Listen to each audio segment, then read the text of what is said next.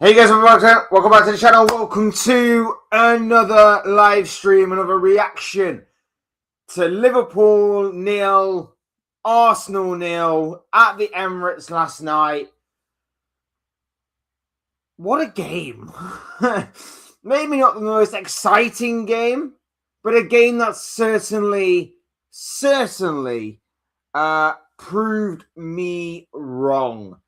All week, I've been saying that Liverpool have got very little hope of getting anything in this game. All week long, I've been saying that Arsenal are going to destroy us. Arsenal are going to win this game pretty comfortably. I had very little faith in my own team that we would get anything out of this game. And yet, I've been proven wrong. And I will hold my hands up and say that I was completely wrong. And I'm happy to be wrong. I'm glad that I was wrong. And you know what? Fair play to the vast majority of those men in red last night, or should I say white last night, in terms of the white away kit of Liverpool. I was quite surprised actually we weren't in the green one, but it is what it is. And yeah, I'm very much surprised. I think Liverpool deserve immense amounts of credit for the way that they were able to not only neutralize Arsenal, but for the way that they almost managed to win the game. They were the better team in the second half. They were a team that, even though they were the away side, had the better chances, and Arsenal barely managed to lay a glove on Liverpool in the entirety of the game. And I think in the first half, I think Arsenal probably did shade it slightly as the better side, but it wasn't as if, you know, Alisson had incredible saves to make. It wasn't as if Alisson was tested in that Liverpool goal for the most part. And yeah, I was very much surprised in how the game went. I was very much surprised in the discipline and the well-organized structure that Liverpool played with yesterday. I think the midfield was solid. I think the defense was solid. And, you know, on another day, maybe that Conor Bradley chance in the first half, maybe that goes an inch, maybe slightly lower, and maybe it hits the underside of the bar and goes in, or, you know, something along them lines. It was somewhat unfortunate by Conor Bradley to have hit the bar, but yeah, that was probably the closest anybody came on the night to breaking the deadlock. And like I say, I really do like what I saw last night for the most part, because that was going to be the only way that Liverpool were going to get something out of the game, by playing the way that we did. That was the only way that Liverpool had a hope of actually getting something out of that game. You know, starting off slow, but then gradually growing into it, being disciplined, being solid, nullifying Arsenal for the most part. And then, of course, it was all about whether or not we could maybe take a chance down at the other end. And we were so close to doing that and maybe getting a win that nobody, or not many people at least, expected us to get. Big up to each and every single one of you, of course, that is in the building right now. Smash a like on the video and also subscribe if you are new. Both things will always and probably be greatly appreciated. And, of course, get involved in the chat, whether you're telling me that you're new here, your name, or whether it was something along the lines of where you're watching from today, what you're up to today, or you just want to talk some football with me. That is always very greatly appreciated by each and every single one of you. So please do feel free to get involved and join or rejoin the community, or whatever it is Big up to each and every single one of you that's in the building already. Very early on this Friday morning. Very cold outside. Obviously, been snowing in the UK. So make sure you're all nice and warm and stay safe out there. But yes, Liverpool get a huge point against Arsenal. Look, just a quick word on the Arsenal side of things. Not the worst result for Arsenal by any stretch of the imagination. I think it is a bit of a missed opportunity for them, given the frailties and given the fragility of this Liverpool side. But it's not the worst result in the world. I think it's one of them results that you just take on the chin and you move on. And as long as you redeem yourself in the next game, you'll be fine to move on. I understand there was a little frustration in the Arsenal fan base about not obviously capitalizing on Liverpool being in a pretty poor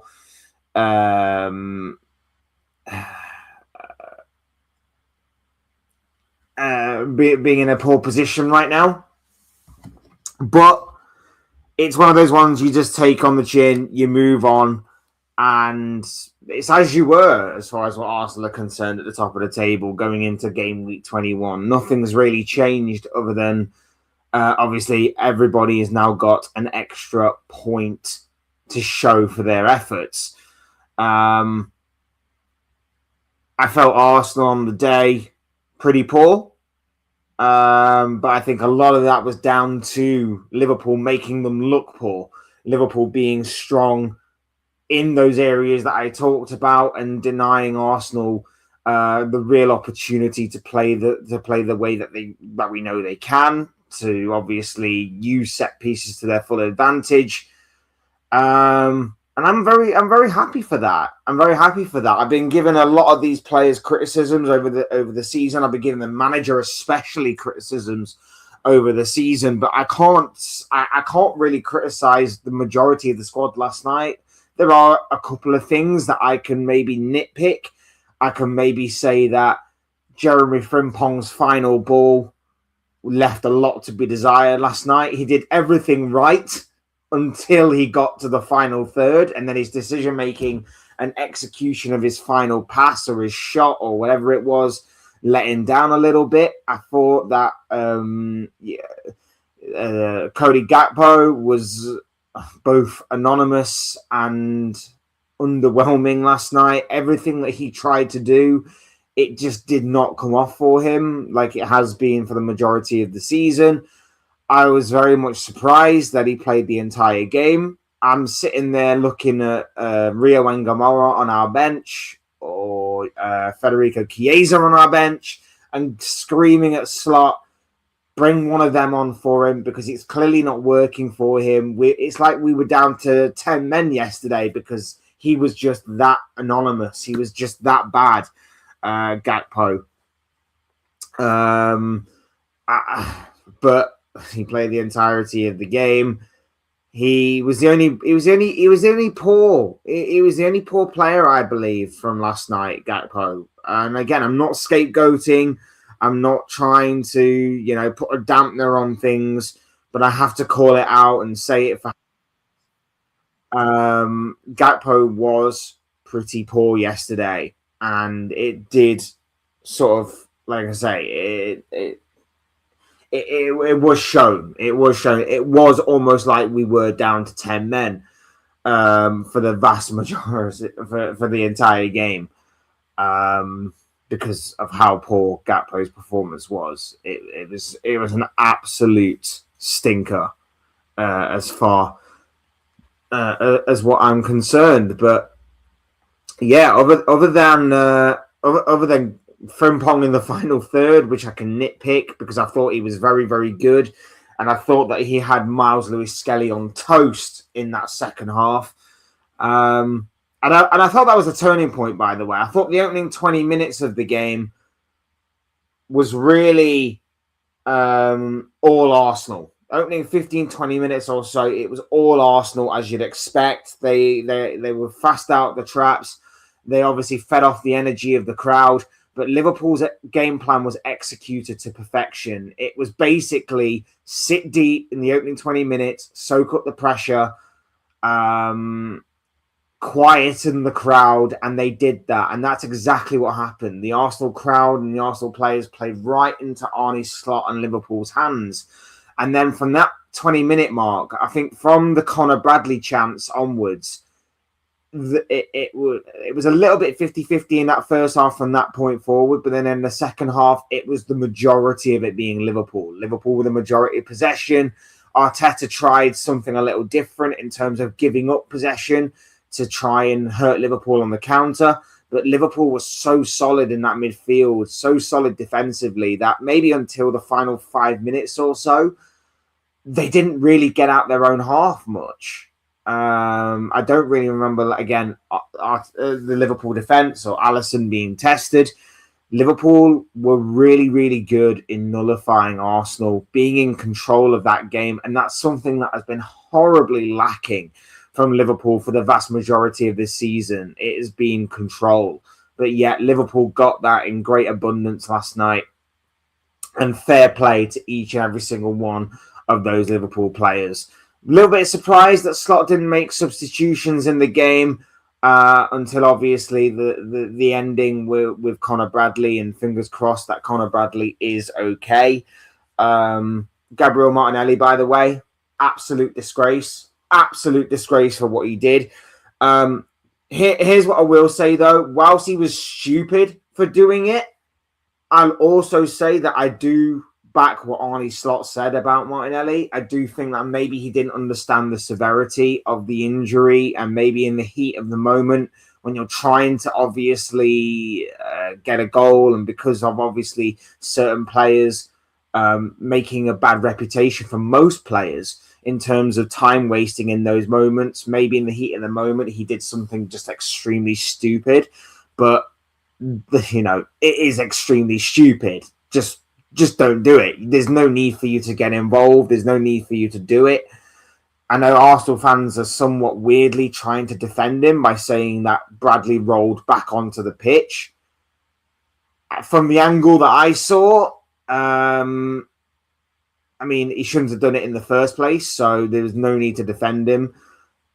But from the angle that I saw, he was going to be partially on the pitch anyway, because he was seemingly on the line when he rolled onto his back. So I don't see how that is why the need to defend Martinelli in that situation.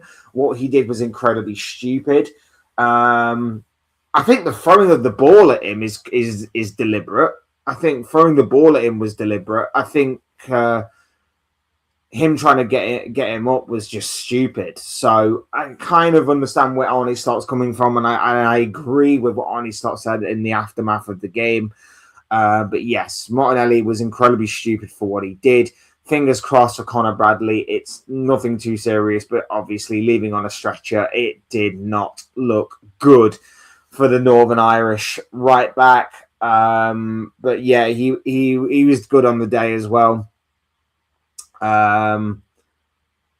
So yeah, I mean, apart from that overshadowing the game, that injury, I thought it was a very, very good performance from Liverpool. Let's go to some of your comments, because I know that some of them have been flying in. Big up Super the Moon. Hope, long time no see, my friend. Lovely to have you back with us.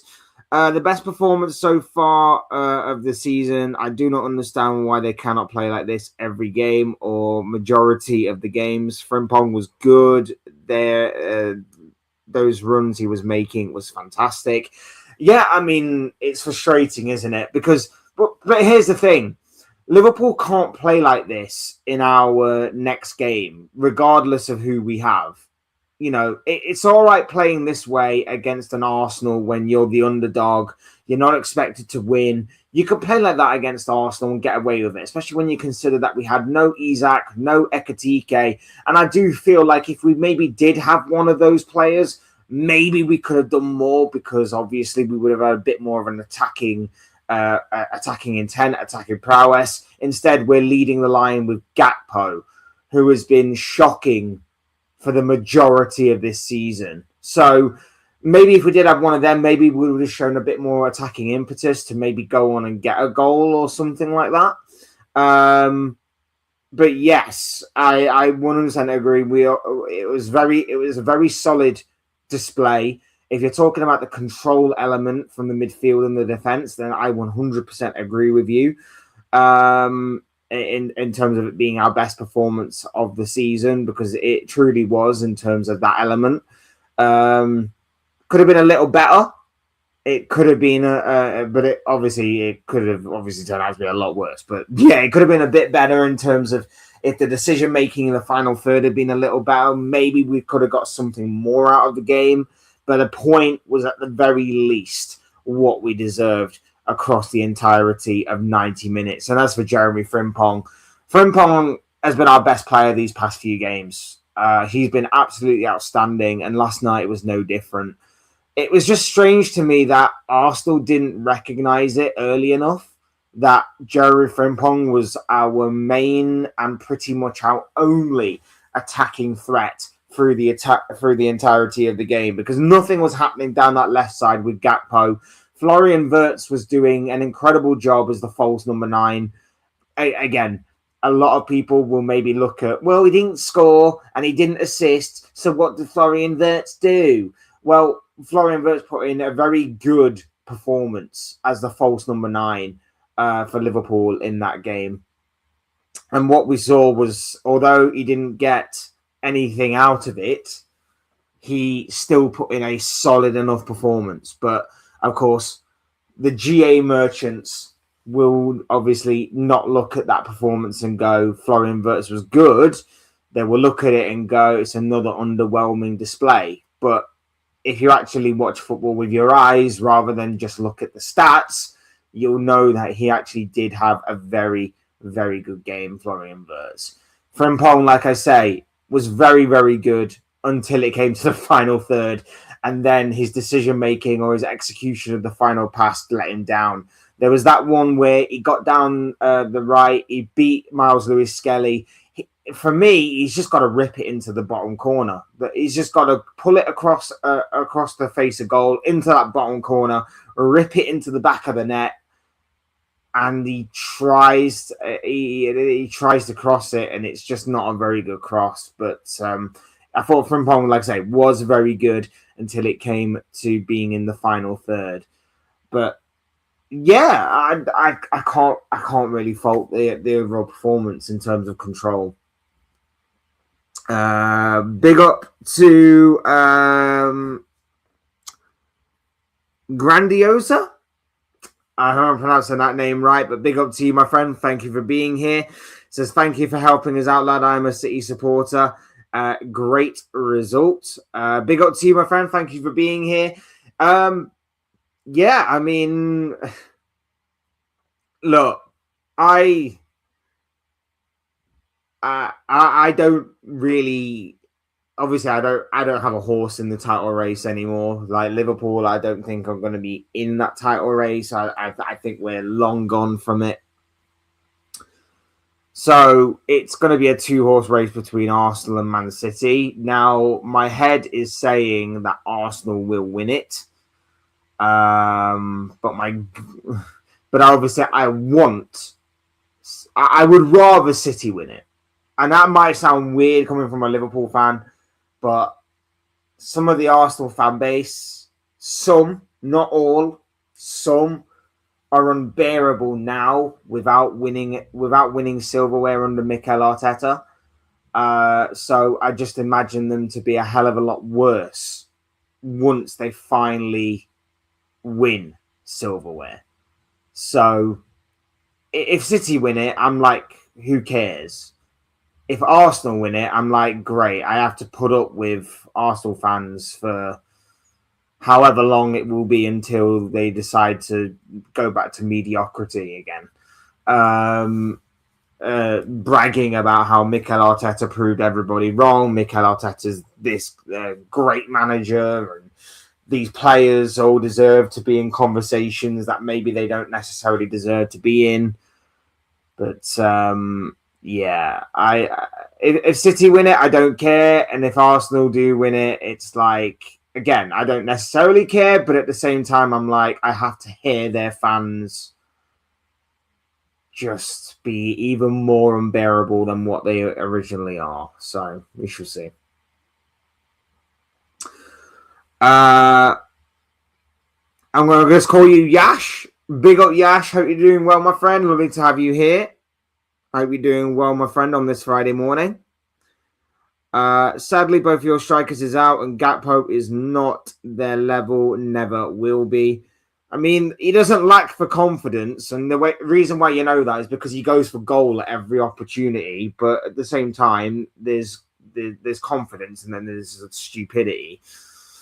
But yes, Gakpo was not great last night. He was so incredibly frustrating. He couldn't do anything last night. He couldn't take on his man. He couldn't link up play. He couldn't shoot. He couldn't pass. He couldn't dribble. He couldn't do the basics required. It, like I say, it genuinely was like having 10 men last night. And maybe Arsenal will turn around and go, well, we had 10 men because we had Gyökeres on the pitch who only had about 4 touches. I think he had about 4 touches, something ridiculous like that in the entirety of his game, which I think lasted about an hour. So yeah, maybe there could be an argument to suggest that both sides were down to 10 men for the majority of the game, but no, like Gakpo was very poor last night, very poor, very frustrating. And again, I'm sat there going, you said Chiesa was meant to be our third choice striker. Put Chiesa on the pitch. Or at least if you're not going to start him, throw him on when obviously things aren't going well for Gakpo. But he didn't make a change all night. That's the only criticism of Arne Slot that I really have last night. I thought everything else he got down perfectly to a T. Set the team up really well. Had a game plan that was basically just keeping the game for the opening 20 minutes. And from that opening 20 minutes, grow into the game more and more. And then in the second half, we really did take control. I thought it was perfect. But the one area that I criticised Slot for last night, take Gakpo off. Throw Chiesa on. Or if you need to go for a winger, go for something a little different and unique. Go for Rio Engamoa. I know that we spoke about the whole Engamoa and Slot situation earlier this week, but put your foolish pride aside and do it for the benefit and for obviously the better well-being of the overall team and squad and club. Throw Engamoa on, show something different, because you know, we really could have done something last night. It wasn't as if Gakpo was helping out at all. Just go for something different. I'm good, mate. That's good to hear, man. Hope things are well with you. Yeah, all good, man. All good. It's actually refreshing to actually come onto one of these streams and actually talk about Liverpool in a more positive light rather than the same old that I've been so used to this season and being a bit negative, but yes, it's actually all good, my friend. Good to see you again, buddy. What's Slot's issue with Chiesa? I've got no idea, mate. I've genuinely got no idea what his issue with Chiesa is. But yes, it's he's got an issue with Chiesa, but he's got an absolute love fest with Gakpo. It's actually unbelievable. I've got no idea, mate. I agree his decision making is questionable, but to be fair, the more he made these crosses, the better chance for someone to get on it. But you're right, he has to look up and see who's available. I think it may come with time, like his brain and maybe his execution will catch up with his fast legs and with his speed. But yes, Frimpong, like I say, I can't really fault Frimpong until it came to being in the final third. Our crossing last night wasn't the best. But at the same time, in saying that, at least it was creating opportunities. And eventually, if you keep creating enough, your players will eventually take one. So yeah, I can't really fault Frimpong whatsoever.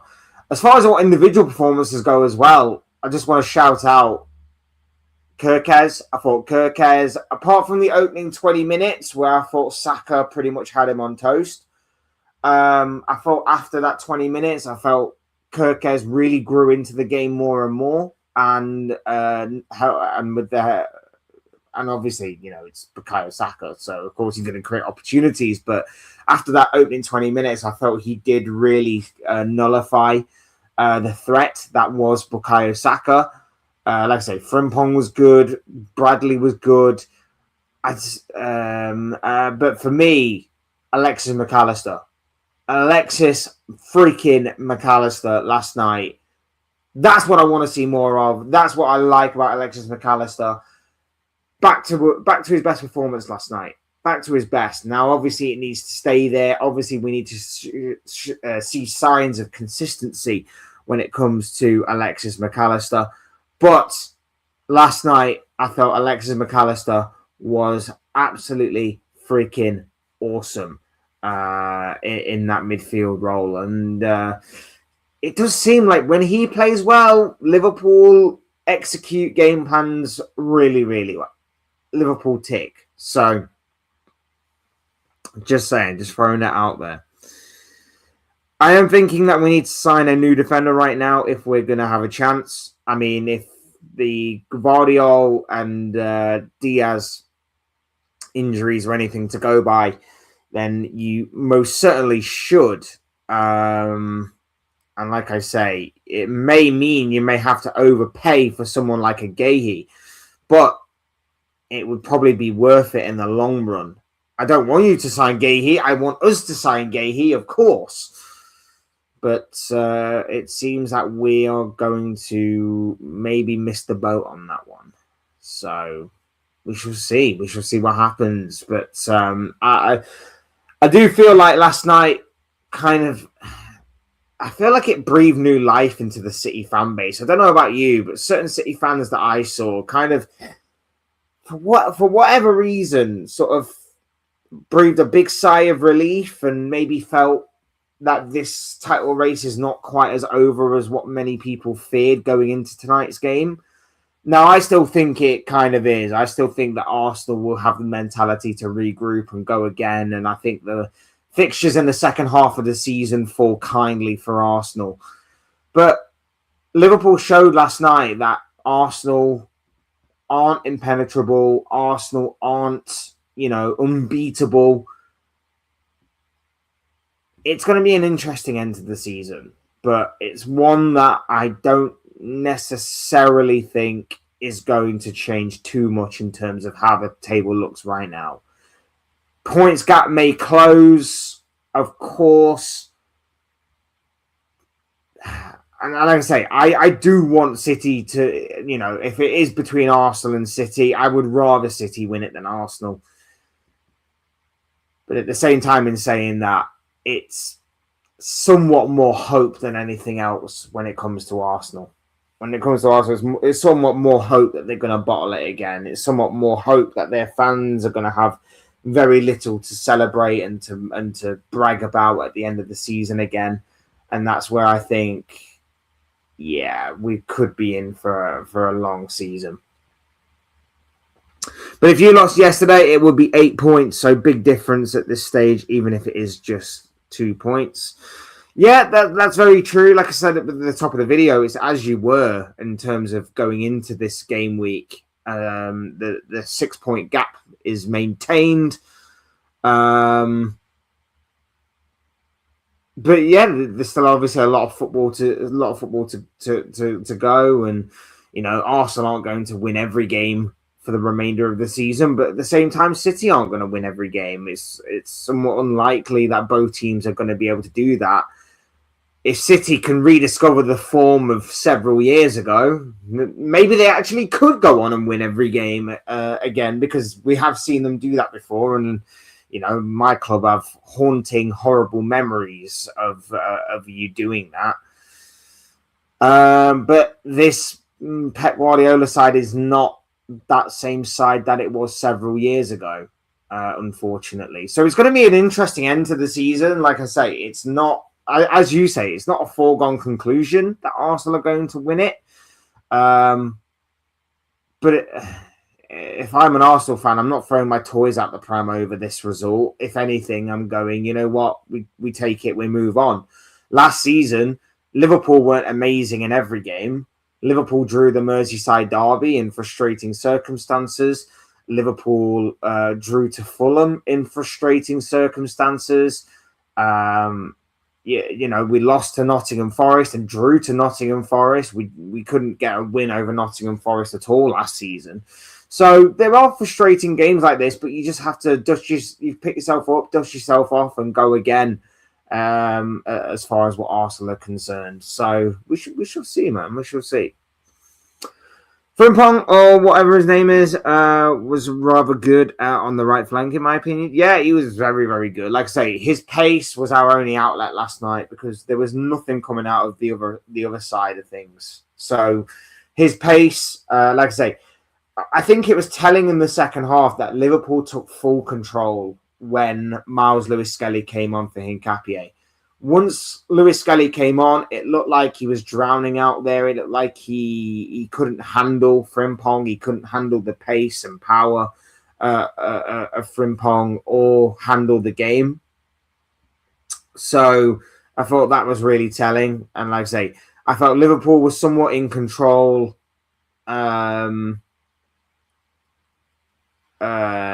before then, but they were certainly in control when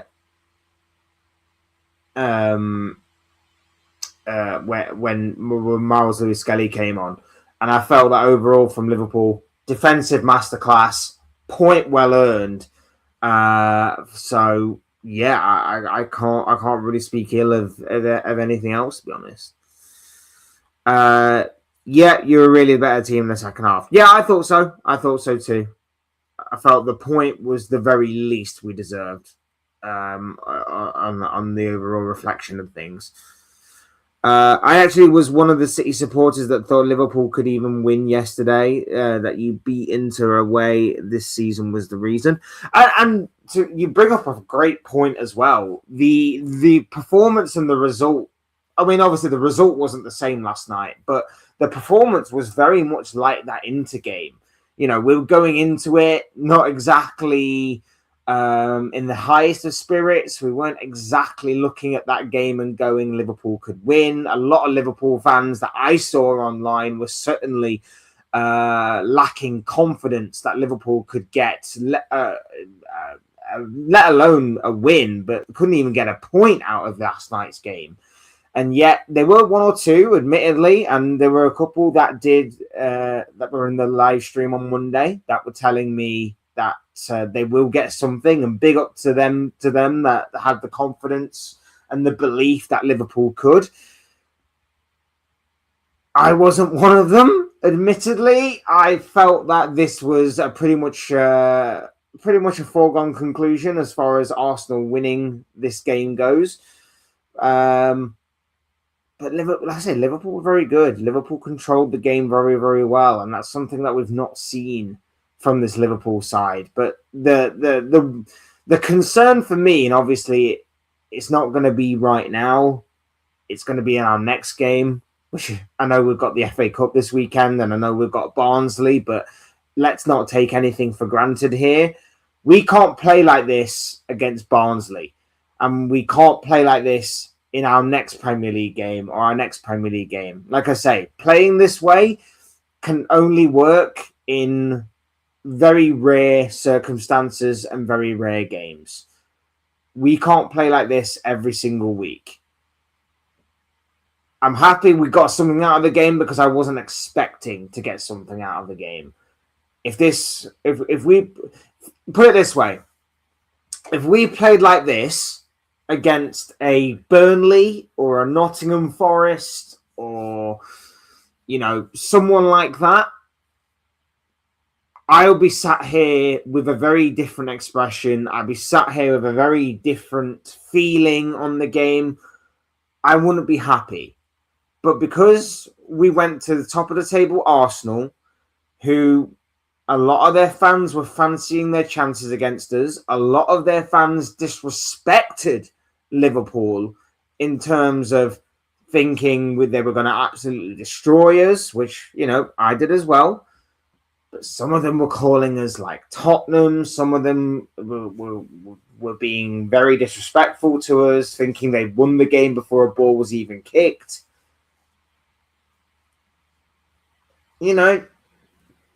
It's it just goes to show you that nothing's ever a foregone conclusion in this sport. Nothing's ever a foregone conclusion. Good to chat to you, buddy. Great content again. Keep it up. Going to work. Big up to you, my friend. Thank you for joining me on this Friday morning, and hope you have a good day at work, my friend. Hope it's not too difficult for you. Hope you have a pretty easy day as far as whatever it is that you do at your job. Big up to you, my bro. Hopefully see you again very, very soon. Make sure you're liking the video, guys. Make sure you're subscribing as well. Big up to each and every single one of you that's here on this Friday morning. We're talking football as per usual. We're talking mainly Liverpool picking up a point last night in a goalless stalemate at the Emirates against Arsenal. Look, from an Arsenal perspective last night, yes, I think it is a missed opportunity for them. I feel like Arteta... I feel like Arteta was a bit cowardice in terms of the way he approached it. I think he really could have gone for it a bit more and maybe unnerved this Liverpool side a little bit more. This was a Liverpool side, obviously, that is a bit fragile right now. And I do feel like the slightest bit of adversity would have really unnerved Liverpool going forward. So I do feel like, in a way, Arteta did get it wrong. But I would put the majority of the blame on the players. I would genuinely put the majority of the blame on the players if I was an Arsenal fan last night. I thought Gyökeres was non-existent. I know he didn't really have much service, but I did feel like he was anonymous for the vast majority of the game last night. I thought Hincapié was poor. I thought Saka had a good first half, but again was anonymous in the second half. Leandro Trossard was more interested in trying to fight Conor Bradley than he was about playing a game of football. Declan Rice didn't have his best game. I think that was largely down to the way that Liverpool set up to nullify that Arsenal midfield. I thought Zubimendi was absolutely killer in the game. And by killer, I basically mean he basically killed all of Arsenal's momentum whenever they were trying to go forward.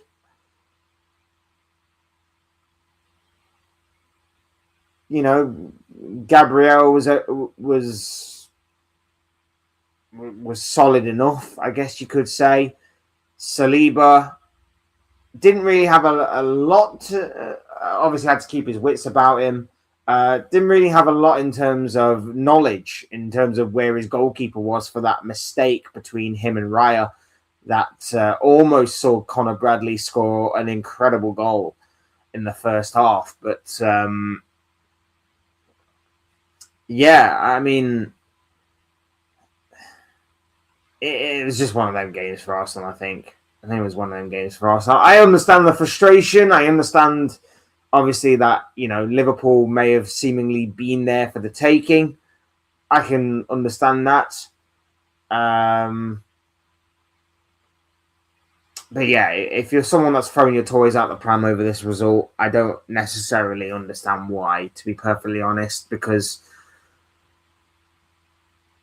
it's just one of them results that you just dust yourself down and pick yourself back up again afterwards, isn't it? Like, yeah, it's not the best of results, but it is what it is. It is what it is. You just came up against a Liverpool side that on the day decided, you know what, we're going to control the game today. We're going to be solid defensively. and we're going to try and steal it on the counter attack or steal it in some way, shape, or form to get just the one goal and shut up shop. Would have been interesting if that Conor Bradley goal had gone in. Could have been very interesting if Liverpool did go a goal to the good. But it wasn't to be. It wasn't to be, and we move on. Like I say, it's as you were in terms of that aspect for Liverpool. I did want to touch upon one thing as well. The Florian Wirtz penalty appeal.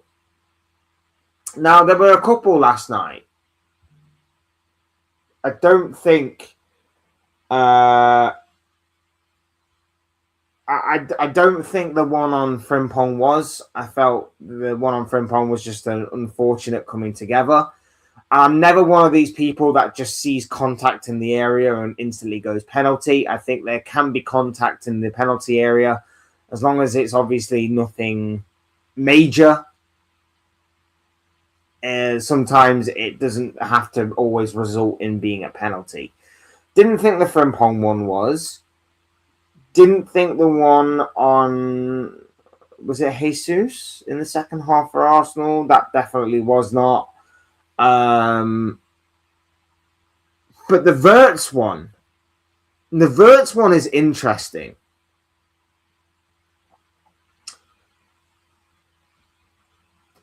Because although it's a poor touch from Wirtz in terms of it's a heavy touch, he probably is not going to get the ball. It's clumsy from the Arsenal defender. It's very, very clumsy from the Arsenal defender. Should that really, though, affect the outcome of the decision? Should Wirtz's poor touch affect the outcome of the decision when he's been taken out by the Arsenal defender? And the reason I bring it up is because I know this one that I'm about to say was worse. But Ibrahim Konate did pretty much the exact same thing against Leeds United. Ball ran out of play. Konate was late.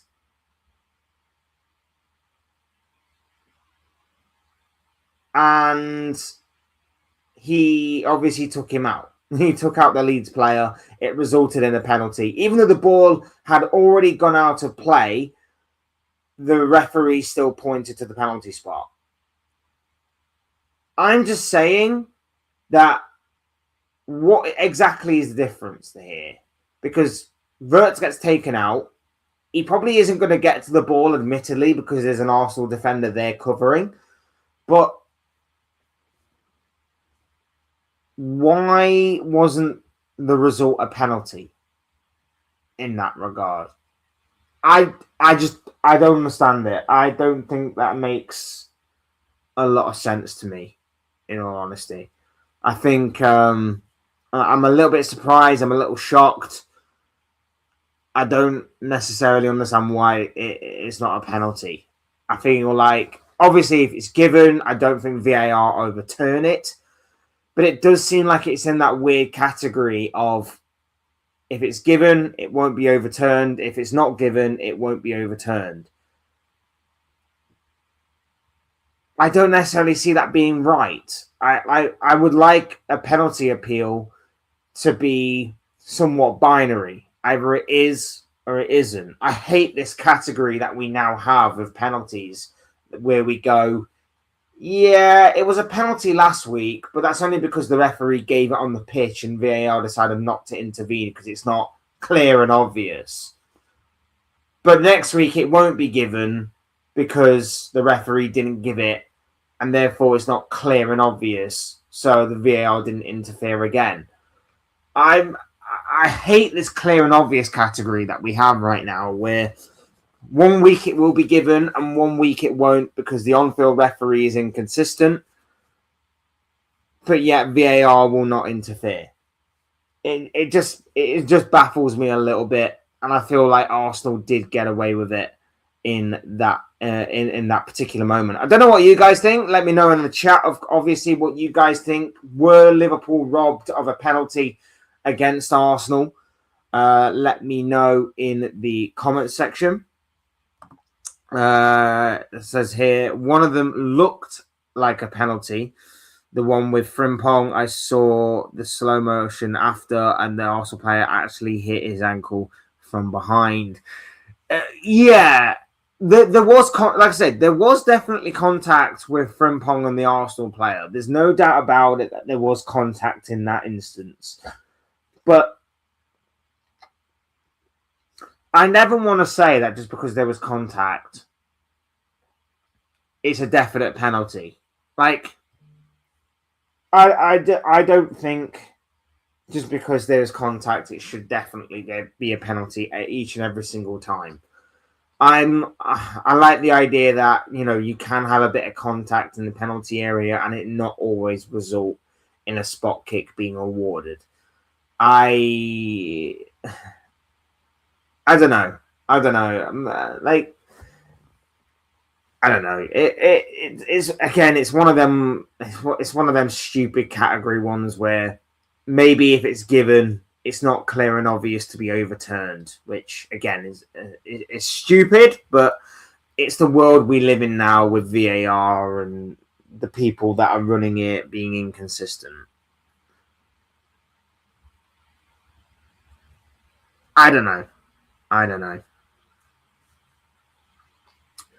I agree. To me, it was more like a 50-50 situation. Yeah, I agree. I agree. I've seen them given. I've also seen them not given. I understand exactly where you're coming from with that. Man City have just confirmed Antoine Semenyo, by the way. Let me know what you think, especially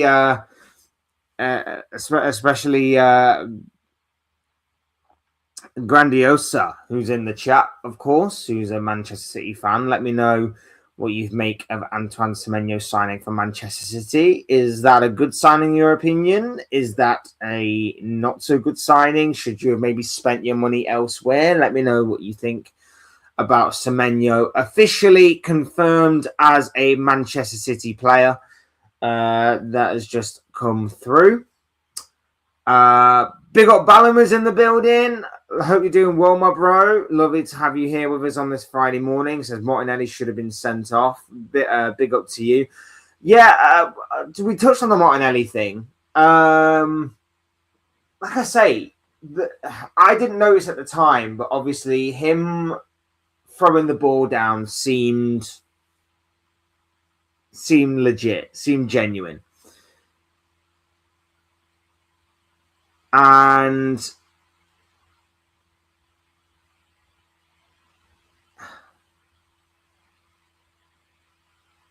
him, like I said, I agree with what Arnie Slot said about him after the game. I don't think his intention was to further harm Bradley. It was a case of, in the heat of the moment, he wanted to get him off the pitch. Maybe he felt he was time wasting. I don't think he was like intentionally wanting to cause further harm. Now, of course, unintentionally, he could do. If that is something to do with his knee in terms of maybe like, you know, ACL or whatever with his knee, he could have obviously further harmed his knee. But I have to agree with what Slot said. I don't think he intentionally meant to do it in terms of, it's not like he's intentionally gone to harm him further. He's just in the heat of the moment, attempt to try and get the game moving. Arsenal are going in search of a goal to win it. They've got a throw in the attacking third of the pitch.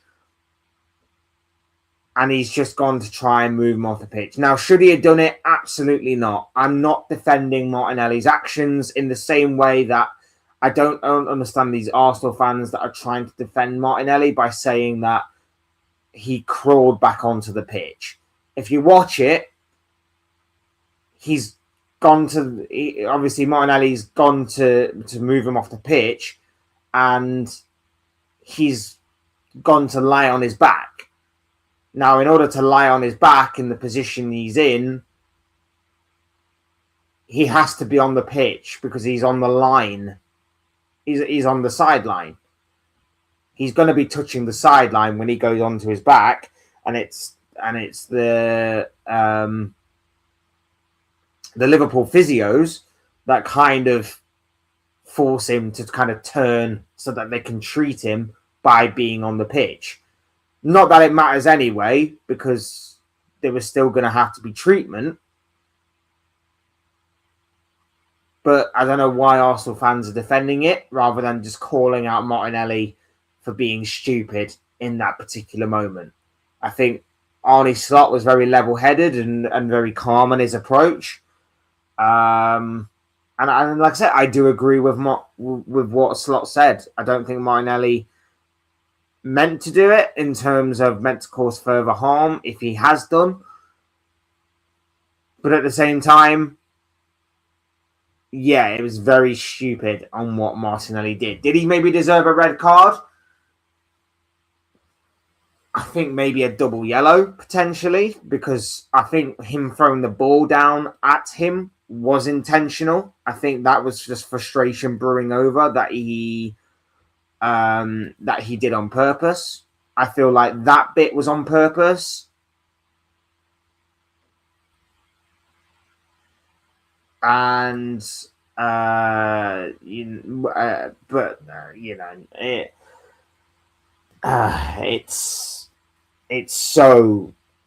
was so stupid. It was just so stupid, so unnecessary, so stupid.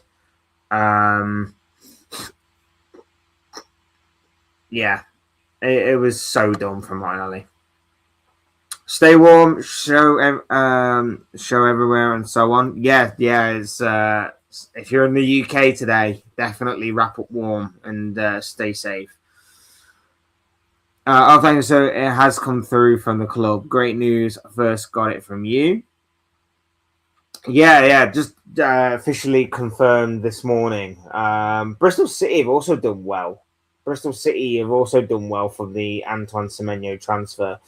They've picked up a nice $10.5 million from the Antoine Semenyo deal. So fair play to Bristol City for negotiating that.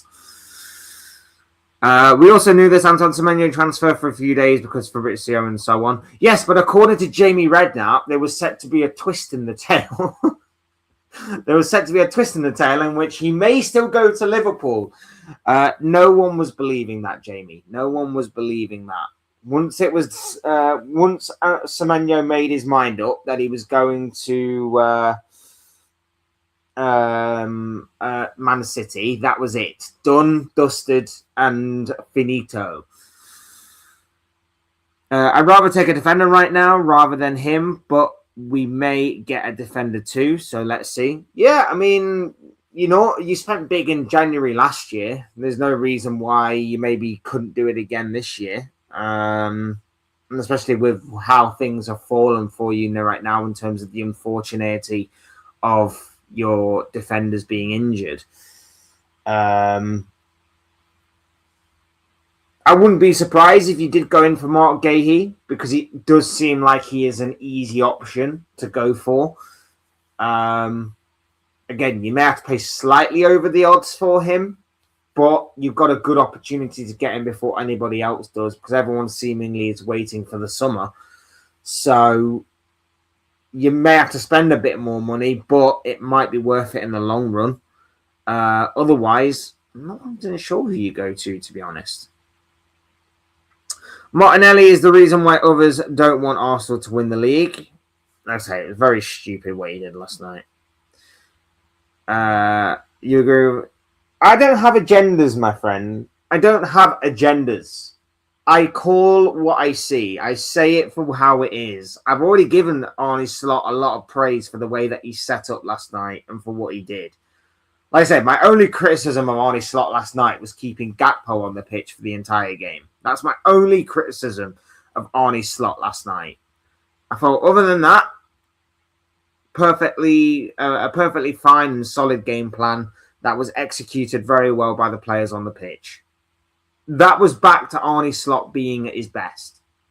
That was back to how I saw Arne Slot last season. Very tactically sound, tactically in tune. That was back to Slot's best last night. I will give him credit where credit is due. But now I need to see that tactical nuance be put into other games, like Barnsley on Monday. I know it's just Barnsley, but let's not take it for granted and let's not count our chickens before they hatch. There is still the possibility of a giant killing in the FA Cup. That's what that competition is built upon. We've then got to see it in our next Premier League game, and the next one, and the next one, and the next one, before I can begin to even think about changing my mind on this manager. Semenyo is a very good footballer, especially this season. He is also just 26. He's a very, very good player. Very, very good player. I think you've done well in signing him. I think like it is a brilliant signing for your lot. And one of the things that I've noticed in the past few games for City is that if Doku isn't there, you don't really have much width. And I feel like he would provide that in abundance. Not only is he good with his output in terms of goals and assists, but he's very, very good at being creative. He's very, very good in terms of getting you out your seat. He's exciting. He's got good technical ability. But not only that as well, but off the ball as well. He's got excellent work rate. I feel like he would be an excellent addition for Man City. I'm going to be intrigued to see how he adapts his game, because one of the big things about players like him is that he goes from a club in which he is pretty much the main man.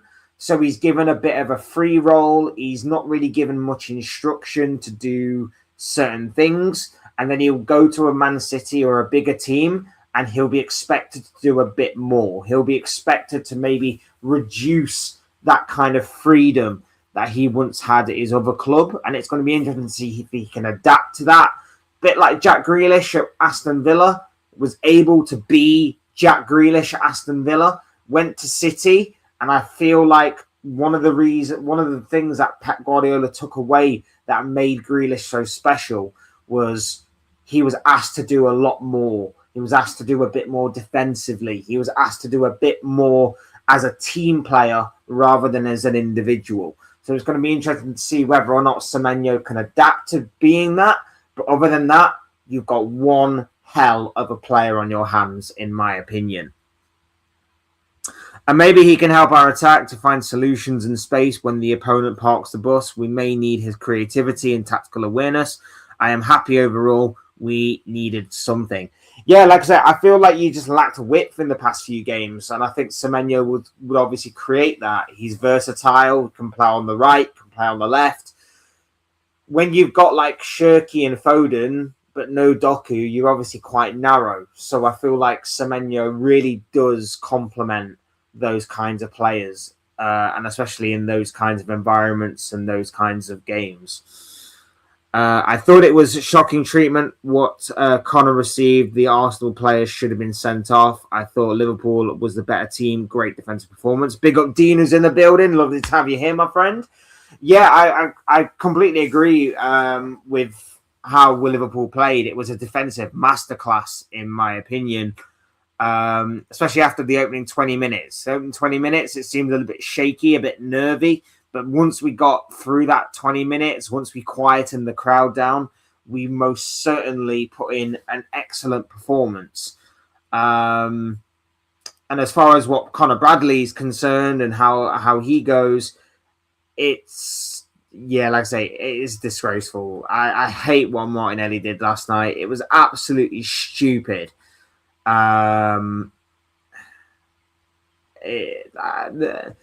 I'm more annoyed at the ball being thrown. I feel like the ball being thrown on top of him was the more deliberate action of the two. Like him getting off the pitch obviously was deliberate in the sense that he wanted to get him off the pitch, but I don't think he understood or read the room, the severity of the situation.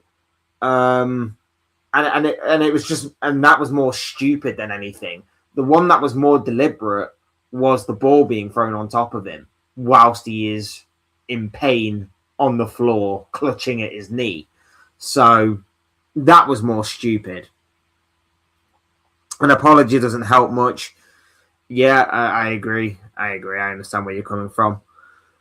While it was an away point yesterday, an away win would have been nice. No Salah, Isaac, Gakpo played, and Liverpool got away with a point. Yeah, I mean, I don't think many people were expecting it, but let's face it, we deserved at the very least a point from that game. We'll take that point. Away, let's say away from home. No Salah, no Isaac, no Ekatike either. Gakpo leading the line, which was the least said about that performance, the better. But yeah, I couldn't agree more with what you're saying, my friend. Meant snow every. I get you. I know what you meant. Big up Reluctant Gamer is in the building. Lovely to have you here, my friend. Topsy-turvy game for you the other day. That incredible 4-3 victory over Leeds United. Yeah, I can't say anything more than that. And you're up to 6th now. You're up to 6th as well, which is big. Like Brentford in 5th, Newcastle in 6th. Just shows you like a couple of wins here and there can really catapult you up the table. A couple of defeats can also see you slip down, but yeah, things are seemingly on the up for Newcastle right now. Big up to you, my bro. Hope you're doing well on this Friday morning. Take care, Fletch. Yeah, I understand you with Cody playing. Calvin Ramsey and Joe Gomez was on the bench yesterday. 2 goalkeepers on the bench yesterday. I'm going out soon. Yeah, no Curtis Jones. Chiesa obviously didn't come off the bench. No Rio Engamara either. Yeah, just a little bit frustrating that the bench wasn't used a bit yesterday, but I can't fault the performance of the 11 players on the pitch. I really, really can't. But yeah, big up to you, my bro. Hope you're doing well and hope you have a good day on this Friday. Last season, Liverpool would have beat Arsenal yesterday. Is Slot back? Is the team back? Well, I mean, we drew both times to Arsenal, home and away last season, so not 100% sure we would have done. But, yeah, to say that obviously we had no Salah, no Ekatike, no Isaac. Our attack was very blunt in that aspect. Yeah, I felt we did really well. And like I say, if the decision making of Jeremy Frimpong was better, or if Cody Gakpo was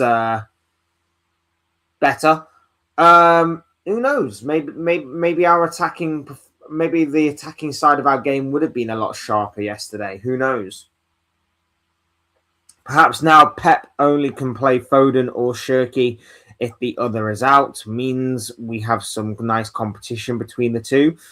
I feel like in certain games you can play them both together. You know, if you're coming up against like a Burnley or something, someone that's going to park the bus, you obviously do need some width, but that doesn't mean you can't find a way to shoehorn Foden into the team as well as Shirky, or Shirky as well as Foden. You can maybe play Foden alongside Shirky, maybe coming off the wing or something. I don't know. I feel like there is a way that you can play both together, whilst also having a bit of width to stretch the opposition defense. But yeah, I wouldn't be going against Liverpool at Anfield, or I wouldn't be going and facing Arsenal with Shirky and Foden. It might. Something along them lines might not work, but at least you've got options now with the addition of Semenyo, with the return of Jeremy Doku from injury. You have options now, and that is obviously going to help you and do you a lot of good. Big up, bro. Big up, Nems is in the building. Lovely to have you here, my friend. Big up to you, my bro. Good to have you here with us. I think I am okay with that. Semenyo needs to be a starter. Pep roulette, man. Pep roulette. There's no guarantee with Pep roulette. Some days you're playing and you're starting from minute 1. Other days, you're finding yourself on the bench and coming on with 60 minutes on the clock. So we shall see with Pep. We shall see. I feel like he should be thrown into the team. There's no reason why he shouldn't be thrown into the team, especially with the form he's in right now. What a way to leave, by the way. Bournemouth hadn't won since about, beginning of October? What a way to leave by scoring the winning goal against Tottenham to bring your club's first win in just about 3 months. Like, absolute madness. Did he not throw the ball on him right after he fell? Then after he pushed him, that's got to be a red, especially with VAR around, or are they around? I say if on the Wirtz penalty, it didn't seem like VAR was really paying attention, but it may have been that way around. It may have been that way around. I don't remember now off the top of my head. You made me second guess myself, and I feel like you may be actually right.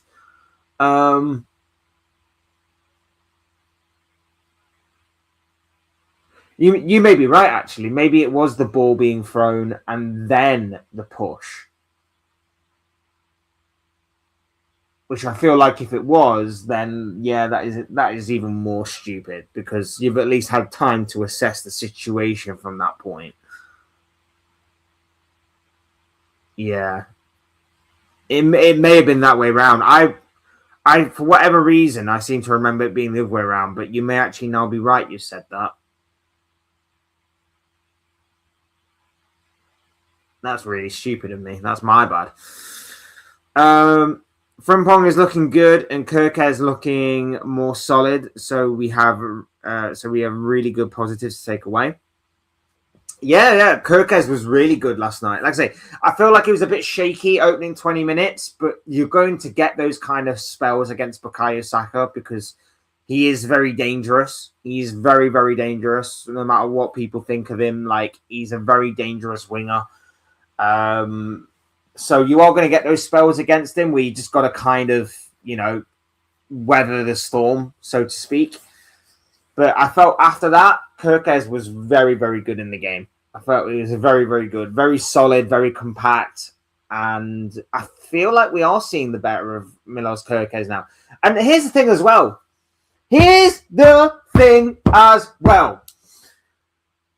Guess what Kirkez wasn't doing yesterday? Guess what he wasn't doing yesterday? Kirkez wasn't inverting yesterday. This is the thing that I have been so frustrated about all season long. Kirkez being looked to make like a poor signing, a poor player, because Arne Slot kept on inverting him.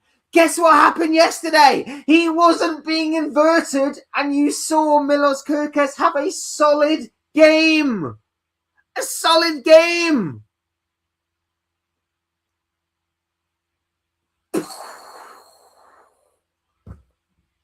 Who would have thought it, apart from anybody that was saying Milos Kirkez is not an inverted fullback? Who would have thought it, apart from anybody and everybody that saw Milos Kirkez for what he is, and that is a proper wingback, proper fullback, whatever kind of phrasing you want to use. Not someone who's to play inverted, someone that is to hog that left-hand side. Jesus Christ, it took so long for us to get here, but we finally did, because now he finally goes, don't be an inverted fullback. You can't do it. That's nothing against you. It's just not your role. You're better being put on the wing, on that side. Just go and be Milos Kirkez of last season. We didn't quite see it in terms of, he wasn't quite given the ball as much, and he wasn't quite given the opportunity to whip in those crosses. But you know what? He was still freaking solid. That's what we ask. That's what we want. Big up Milos Kerkez last night. Absolutely brilliant. Jeremy Frimpong, like I say, again, I waxed lyrical about his performance. It was very, very good. And obviously, with the injury to Connor Bradley now, it looks like Frimpong's days at right back at right wing are over for the foreseeable future. It looks like he's going to have to play a right back now, unless, of course, Slot has an obsession with maybe putting Soboslai back there. I don't know. Because he ain't going to use Joe Gomez. Why would he use Joe Gomez? He's obviously not going to use Joe Gomez at right back, but, you know, that's obviously going to be it. Frimpong was good. Like I said, I can't really pick fault with any player last night except Gakpo. Gakpo's the only one that I have an issue with. Other than that, everybody was very, very good. Good point. The competition has grown after the new signings may be important. Yeah, absolutely. Absolutely. That's why the January transfer window is very intriguing. Hope you're good. Yeah, man, I'm good. I hope you are too, my friend. I hope you are too. Sick way to leave. Yeah, absolutely. No inverted and Kirkes shines through. Exactly, bro. Who'd have thought it? Who would have thought it? Anybody with half a brain, anybody with a footballing brain, anybody that sees Milos Kerkez for who and what he truly is would have seen it. Like, he's not an inverted fullback. It's why he's been looked to make. He's being made to look bad. People are like, "Oh, Kerkez ain't that great. Oh, you wasted your money there. Oh, he's Darwin Núñez at left back." No, he's not. No, he's not. Darwin Núñez at left back is absolute slander and horrible. And Jamie Carragher needs to get in the bin for that. Kerkez is a very, very good wing back. But he's not an inverted one, which we have seen from this from him this season because of this manager. All of a sudden, Kerkez is told not to play inverted. And he plays very, very well. And it's like, well done on finally seeing it. But Jesus Christ, it took you well over half a season to do it. Oh, so frustrating. If we had Ekatike, we would have won. Yeah, one of Salah, Isak, or Ekatike. I do feel like we would have got 3 points rather than just one if we had one of those men playing for us yesterday. Again, though, it's so frustrating because it shows that we can do some good stuff. It shows that we can have some control in games. It shows that we can be solid defensively. So where's that been all season when those kind of players have been here? And it's not simply, it's not as simple as going, well, obviously they disrupt our defensive play. No, that's stupid basic analysis. That's not even genuine. So, yeah, frustrating. I am happy with it. Yeah, me too, man. Me too. We had a really good game. We had a really good game yesterday. Like I say, we had a game plan. I felt like it was going to be a very long night from the opening 20 minutes. And then it was sort of weird because when Bradley had that effort on goal in which he hit the crossbar, it was almost like a boxer who is being considered the underdog in a fight against the champion that like, or a boxer that is just seen as this unbeatable giant. It was almost like this underdog managed to get a good punch on this guy. And all of a sudden we grew in confidence from that point. All of a sudden we were like, oh, this guy's not all he's cracked up to be. We can actually go for this. And we did.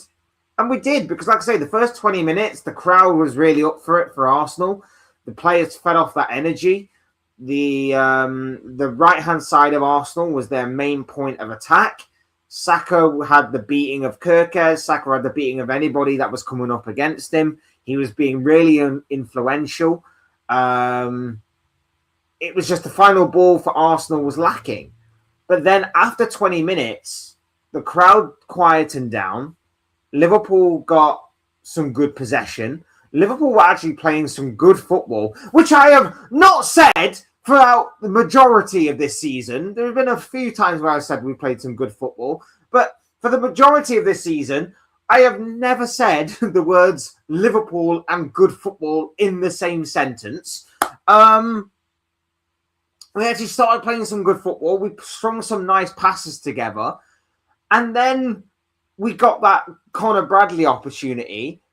And from that, punch, to use the boxing term, from that moment, Liverpool were like, this Arsenal side aren't all they cracked up to be. We could actually take the game to them here. And it took us until the second half to really, really do it. But that's when we took control. And like I say, when Miles Lewis-Skelly came on as well, we just told Frimpong to run at him. We said that this guy is scared. This guy is terrified. We just said, Frimpong, just run at him. Use that pace and run at him. And that's exactly what Frimpong did. And he pretty much had him on toast that entire game. Like I say, I'm very happy with the performance. I'm very happy with the performance overall. I thought we were very, very good, very much worthy of a point. Yeah, like I say, I can't speak ill of it. I can nitpick. I can obviously say Frimpong in the final third. Sometimes that's a lot to be desired. I can say Gakpo was shocking. I can say I can maybe speak on one or two of the minor things that could have been tweaked to be a little better.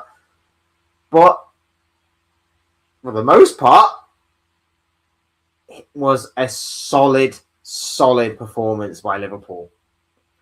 But now, again, we need to not play the same way for our next game against Barnsley, but we need to be smart against Barnsley. We need to be smart against our next Premier League opposition. We need to be smart in the next Champions League game. Whatever it may be, build. Because we've been here before where we've been like, very good performance, now build. Oh, we didn't build on our next performance. Oh, well.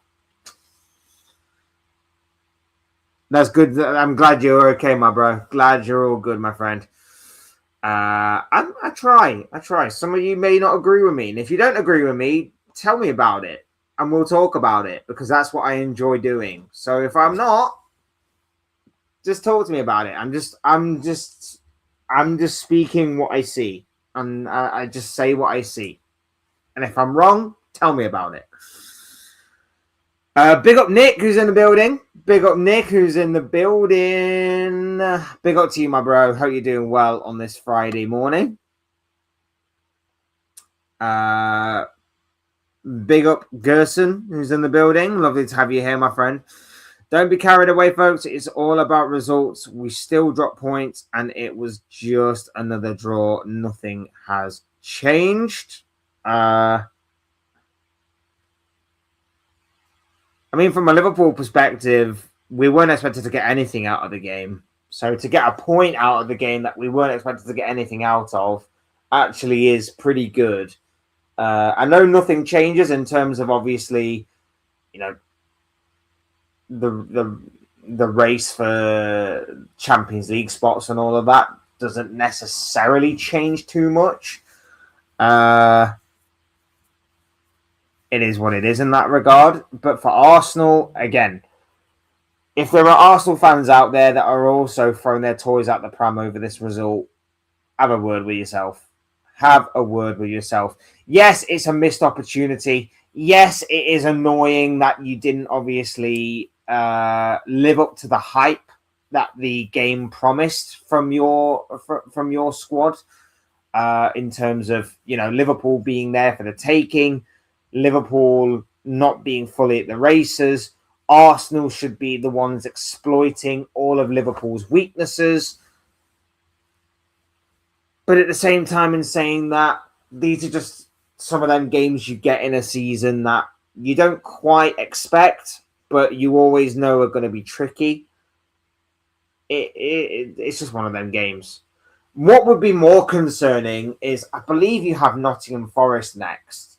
I believe you have Nottingham Forest next. I could be wrong on that one, but I believe you have Nottingham Forest next in your next Premier League game at least.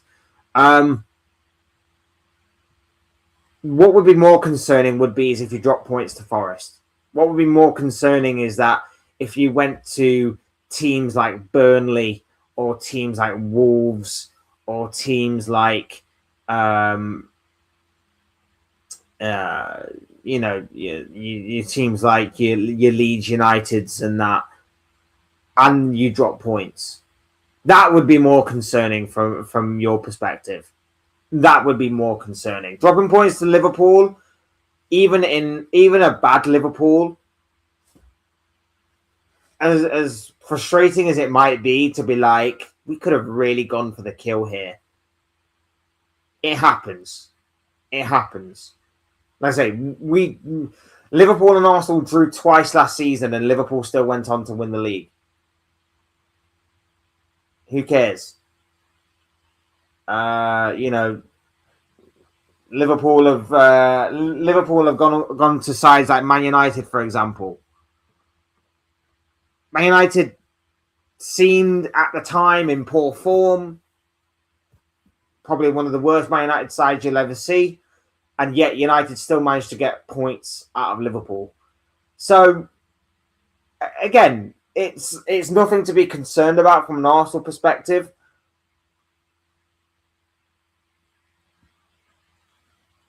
It's as you were. It's completely as you were in terms of where both teams sit before this game happened and after this game happened. It's a fantastic point for Liverpool in a game that they weren't expected to get anything out of. It's also a point gained for Arsenal because this game could have gone even worse for them had Liverpool had sharper tools in the attacking third, or maybe if that penalty decision had actually gone in Liverpool's favour. It could have been a lot worse for Arsenal. They got away with one a little bit, but at the same time, it's still a point. It is a point that probably was a fair result at the end of the game. It is what it is. It is what it is. Dean says Gakpo is so predictable. Yep. Gakpo has got one trick, and he is not very good at that one trick. At least Iron Robin, another fellow Dutchman, by the way, he probably learnt from Iron Robin this trick, but not learned it very well. At least Iron Robin had one trick, and it would work. He'd make it work every time. Gakpo has one trick, which is to cut inside on his right foot and shoot. Ignores the overlap of the likes of Robertson and Kirkes. Ignores any other player who might be in a better position than him. He just goes for goal. Now, you can't say he doesn't lack confidence, because to have the confidence to try this each and every single time, with the result pretty much being the same each and every single time, takes confidence to constantly and consistently do. So you can't say he doesn't lack confidence. But what you can say is that overall, his performances are underwhelming. His performances are frustrating. And for the at least the immediate future, I don't want to see him in the starting 11. Sure, bench him. 100% bench him. Sure, bring him on with 20, 25, 30 minutes to go from time to time. I've got no problem with that. But I don't really want to see him start, and I certainly don't want to see him finish the game with 90 minutes under his belt. Because it's becoming a problem. It's becoming a consistent and constant problem. And I'm starting to look at Arne Slot and I'm going, is he like some sort of illegitimate son or something of yours? Have you recently taken a DNA test, and is he related to you in any kind of way? Or I'm looking at it and going, does Gakpo have some sort of dirt on you? You know, could you be going to prison and he's using it as like some sort of blackmail to hold over you? If you don't play me, I'm going to release this to the public. It's becoming a problem. It genuinely is becoming a problem, Gakpo. And like I said, I don't wish or mean to scapegoat anyone, especially when, you know, this has actually been a positive stream for once. This has actually been one of the more positive streams in recent weeks, in recent months when it comes to Liverpool. We've not only praised the performance of Liverpool, we've actually sat here and gone, you know what? Wasn't a bad result. Wasn't a bad performance. This was good. This was good. Usually I'm struggling to find things that are good about Liverpool right now, but I can't really pick fault with the majority of things today. But starting Gakpo each and every single week still irritates me. Irritates me in the sense that this guy can do no wrong and there's no jeopardy for playing poor. And the vast majority of that comes down to seemingly what we learned earlier this week, which was the clash between Slot and the board over the playing time of certain youngsters. Rio Ngamoa seemingly playing, in Arne Slot's eyes, enough minutes. Now, I think we'll see Ngamoa play against Barnsley on Monday.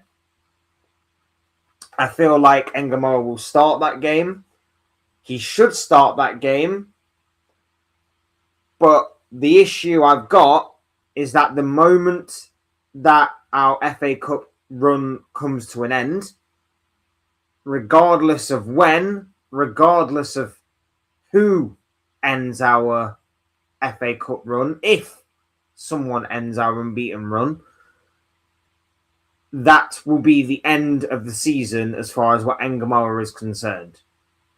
Unless, of course, maybe the final day of the season, it's a dead rubber game.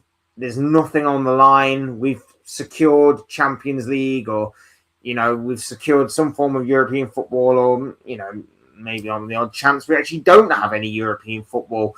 But a win isn't going to help us. A loss isn't going to be devastating, and a draw is not going to do anything either. That is probably going to be the last that we properly see of Rio Ngamoa this season. Gakpo will play each and every single game. And I hate it. Not because it's like I hate Gakpo, because like I say, last season he was good. Last season he was good, and this season there have been glimpses of him being good. I feel like he started off the season really well, and then after the first 4 or 5 games, his performances started to deteriorate.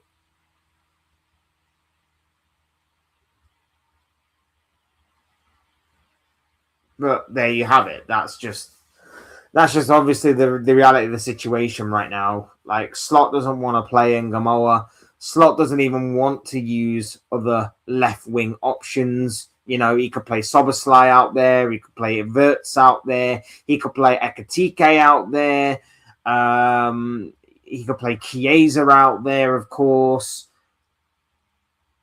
he could play a number of players on that left wing position other than Cody Gakpo, who would probably put in, at the very worst, the same level of performance as Cody Gakpo, and yet he doesn't want to. He doesn't decide to. He instead decides and opts for Cody Gakpo to play every minute of pretty much every game.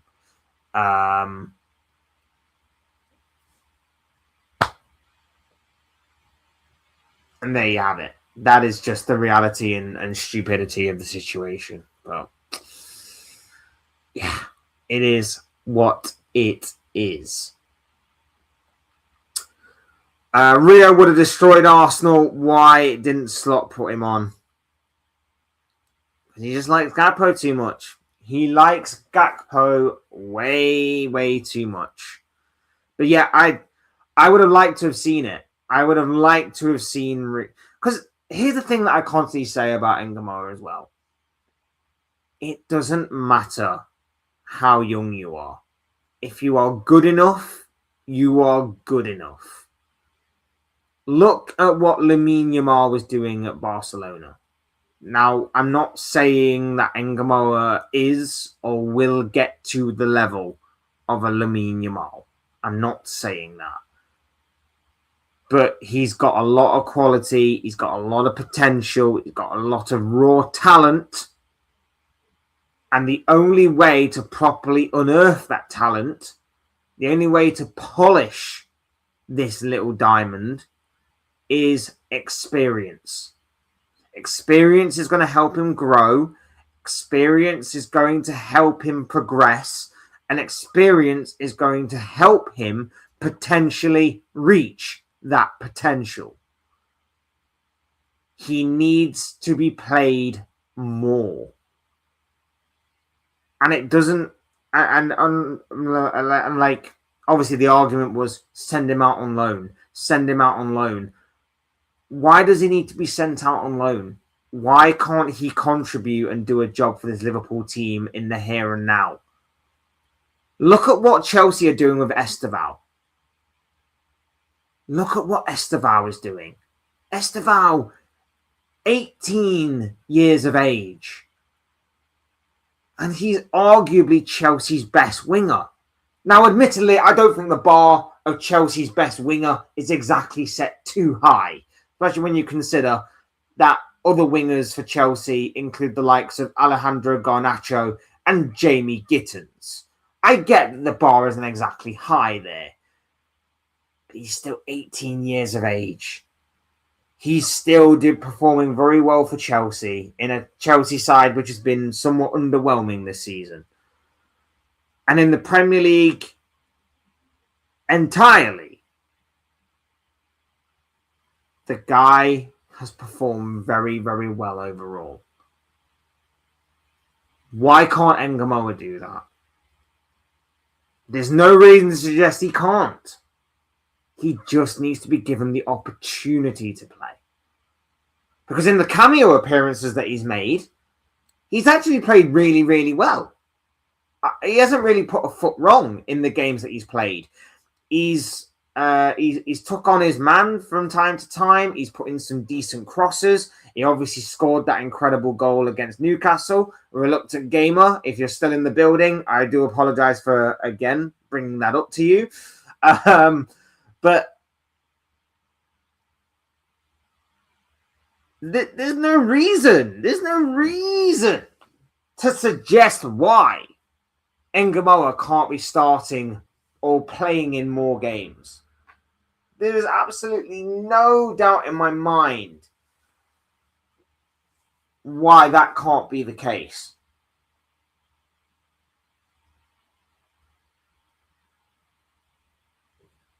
The only thing that's holding him back is Arne Slot. And that's what really, really frustrates me. I would have liked to have seen N'Gomora go at Timber last night or go at whoever last night. I would have liked to have seen that. I do feel like he's got this unpredictability factor about him that I think Liverpool sometimes lack.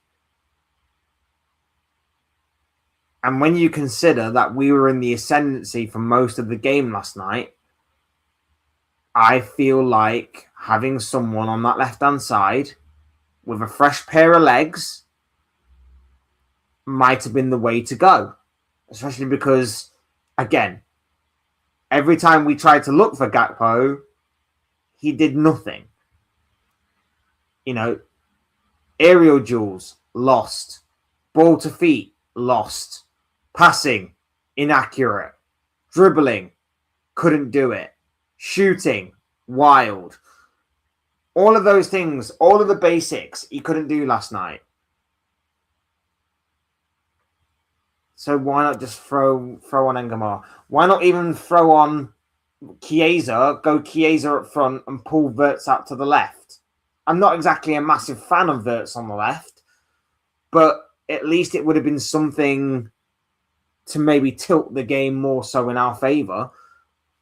Because, like I say, it did seem like last night we were playing for the majority of the game with 10 men. So I'm just throwing that out there. Just throwing that out there.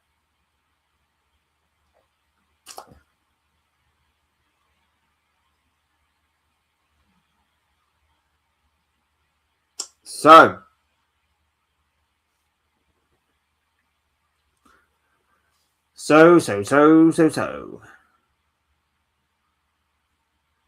that is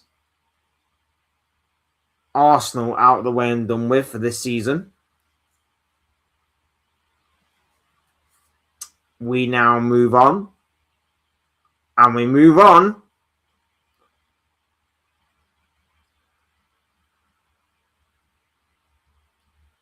to Barnsley. Barnsley. Monday night, Barnsley, FA Cup.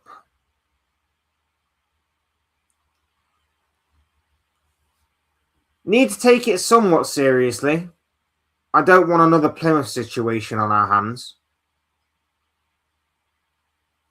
Really don't want another Plymouth situation on our hands. We need to take it seriously. Obviously, trophies this season are dwindling. FA Cup is an opportunity for us. It's obviously not the one that we necessarily wanted or desired, top of our priority list, but with obviously the Premier League being somewhat out of our reach right now, and with the Carabao Cup obviously being no longer an option this season, Champions League, highly doubt we're going to be doing much in that. The FA Cup is something that we can look at for a little bit of positivity in a season in which hasn't created a lot of positive vibes so far.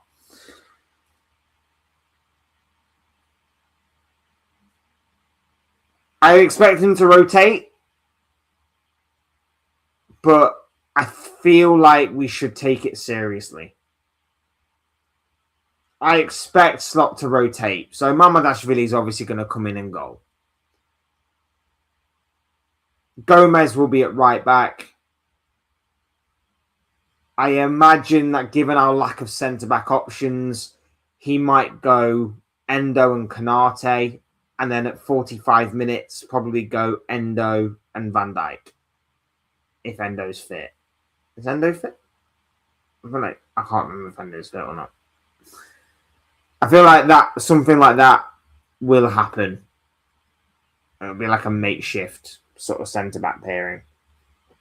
Robertson to come in at left back. Our midfield, Curtis Jones, Trey and Yoni.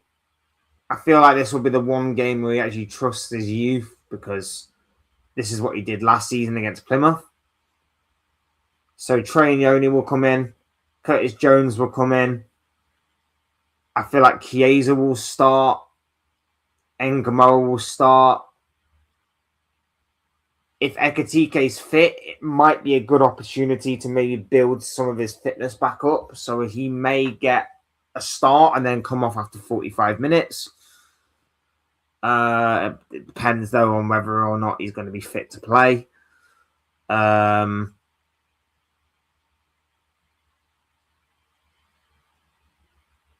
like I say, it's going to be very interesting to see how he lines up on Monday against Barnsley.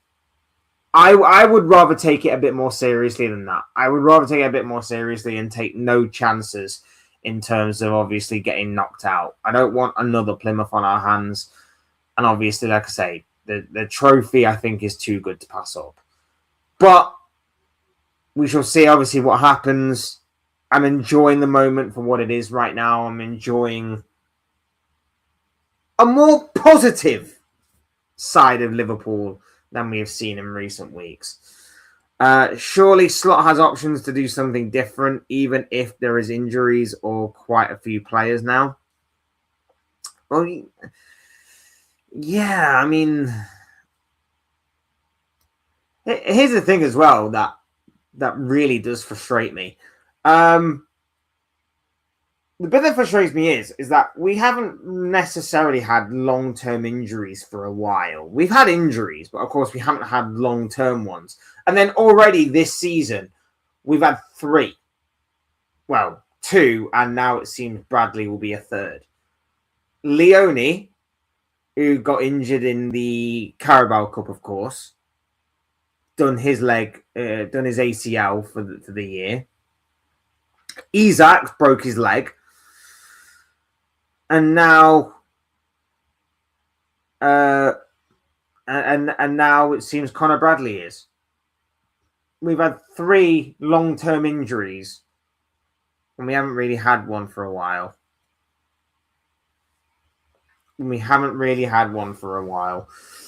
Which is just so incredibly frustrating and so incredibly unfortunate.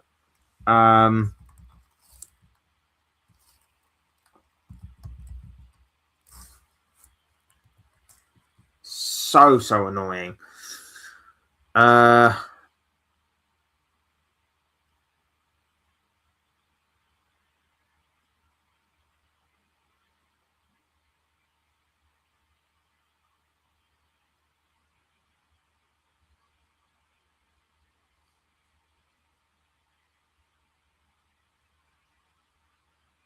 Yeah, just so frustrating on that front. But yeah, there are options. It's just Slot doesn't want to use the youth setup. He just doesn't rate or want the youth players, it seems. Which is so, again, annoying, because the only way that these kids are going to learn is by getting experience. And I'm not always for... I know some players you may want to send out on loan to gather experience, but I feel like there are some players that you just need to help grow in the natural environment that you put them in straight away. And then Yoni and Engamoa are certainly 2 of those players. I feel like we need to start playing them more. We are all wanting to see Chiesa. Yep, tell me about it. We want to see more of him, but it doesn't want to. What, for one reason or another, Slot's fallen out with him, doesn't want to play him. Like I say, Chiesa started the season as our 3rd choice striker behind Isak and Ekatike for when those 2 or one of those 2 weren't playing. And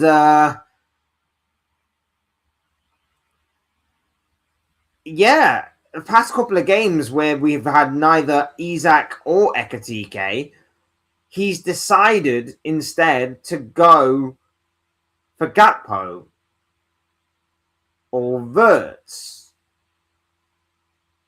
It's strange.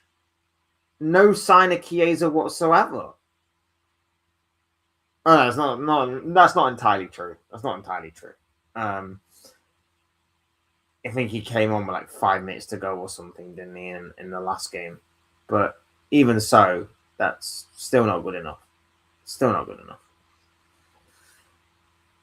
Is there any update on Bradley's injury? I don't think there is. I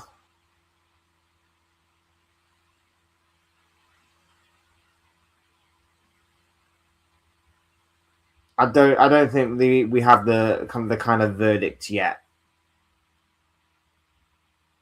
What did Slot say here? Slot said it doesn't look great. If he has the injury, which we fear he might have, then of course, I don't know yet, but it don't look great. And if you have to go off on a stretcher, when we see the video, we both think probably the same, but we have to wait on the scans. It's that bad, or maybe he can play on Monday against Barnsley. Let's hope so. I mean, I don't think we're seeing him on Monday. I'd be very shocked if we were seeing him on Monday against Barnsley. I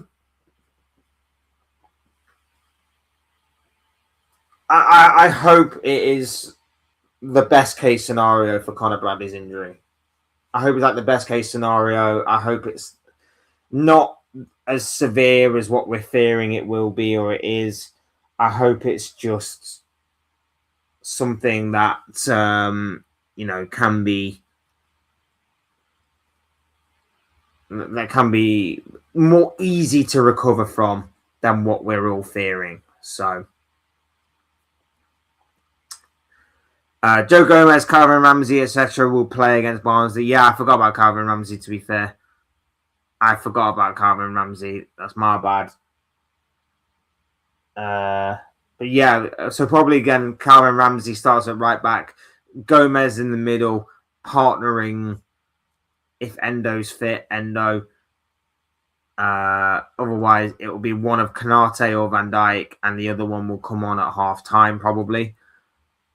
Robertson at left back, Curtis Jones in the midfield with Trey and Yoni, Chiesa on the right, Engamara on the left, Ekatike up front, maybe, if obviously he's fit enough to play, maybe to rebuild some of his fitness that he may have missed the past couple of weeks.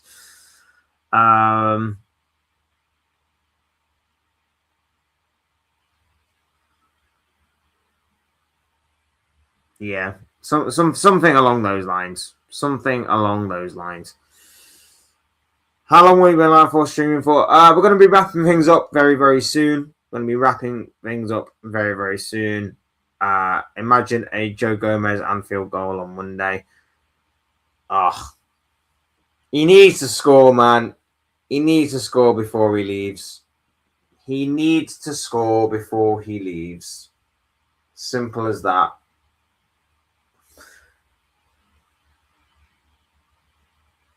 Ugh. Even if it's like, even if you give him a penalty, he needs to score before he leaves. Hi, join for last few minutes again. Big old to you, bro. Always good to see you. Anyway, we're going to be wrapping things up there. Thank you to everybody that has joined me on this Friday morning. A much more positive stream than what we've been used to in recent weeks. Really do rate that. Hopefully more of the same from Liverpool Football Club going forward. Big up to each and every single one of you. Like I say, thank you for getting involved in the chat. If you haven't already, make sure to hit that like button on the way out. Subscribe if you are new or want to see more content like this. Both things will always and forever be greatly appreciated. Thank you all so much for watching and listening. Thank you all so much for taking the time out of your busy days to hear the ramblings of this guy. And thank you all for your love and support to the channel. It really does mean the world to me. Thank you all so much. Big up Kinsman is in the building. Big up to you, my bro. Lovely to have you here. It was nice that we draw. Yeah, like I say, it was a good performance. And it was just unfortunate instead of losing. Yeah, exactly. Instead of losing. But it was slightly unfortunate. We couldn't get more out of it. But you know what? We'll take it. It was a good performance. it's something that we hope that we can build on in terms of the controller side of the game, but we shall wait and see on that. Big up to each and every single one of you again. Thank you, thank you, Dean. Thank you for being here, my bro. Lovely to have you here with us.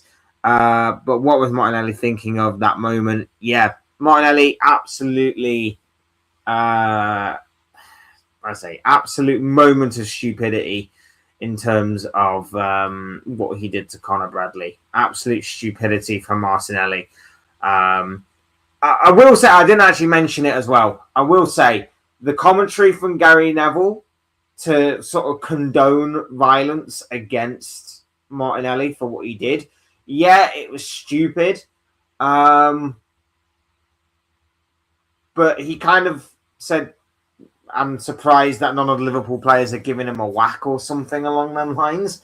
And I'm like, you're really condoning violence? Like, this coming from the guy who, you know, would see certain things happen on the pitch in terms of players mocking other players and take offense to and things like that. And yet he's condoning violence against Martinelli. It did seem a bit strong and a bit strange. I understand the frustration. I understand the anger. But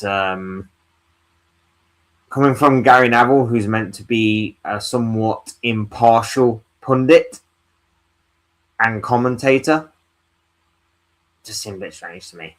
Anyway, that's all I'll say on that one. Thank you all so much for being here. Like I say, smash a like on the video if you haven't already. Subscribe if you are new. Both things will always have forever be greatly appreciated.